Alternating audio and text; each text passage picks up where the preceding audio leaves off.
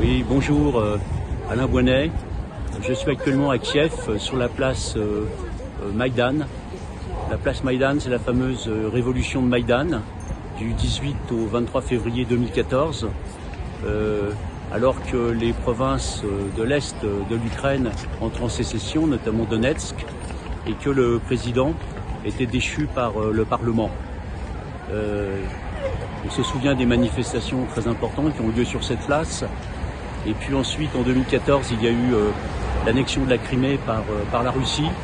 Et puis, plus récemment, donc le 24 février 2022, l'offensive de la Russie contre l'Ukraine, contre Kiev, et à l'Est, encore une fois, où les combats actuellement se déroulent de manière acharnée tout au long de la frontière.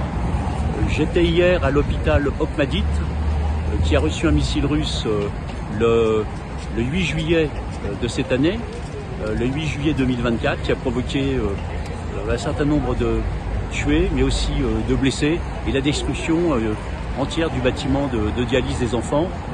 L'hôpital Okhmadit, c'est l'équivalent de l'hôpital Necker à Paris, pour donner une idée. Donc ici, nous sommes sur la place de Maïdan. Ce que vous voyez derrière moi, ce sont des drapeaux, ce sont une commémoration pour les soldats qui sont morts au front depuis l'origine. Et comme vous le voyez ici, il y a des centaines et des centaines de drapeaux partout derrière moi. Et les habitants, les Ukrainiens de Kiev et qui viennent dans la ville, viennent ici rendre hommage à ceux qui se battent sur le front.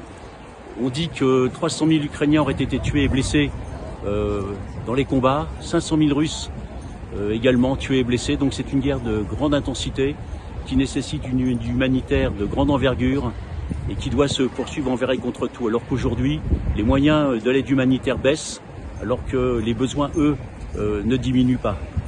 Le défi humanitaire publiera prochainement un reportage sur mon séjour et ce reportage en Ukraine, à Maïdan, mais aussi à Lviv, sur la situation et l'aide humanitaire. Merci pour votre attention, merci pour votre soutien à Défi Humanitaire et à bientôt.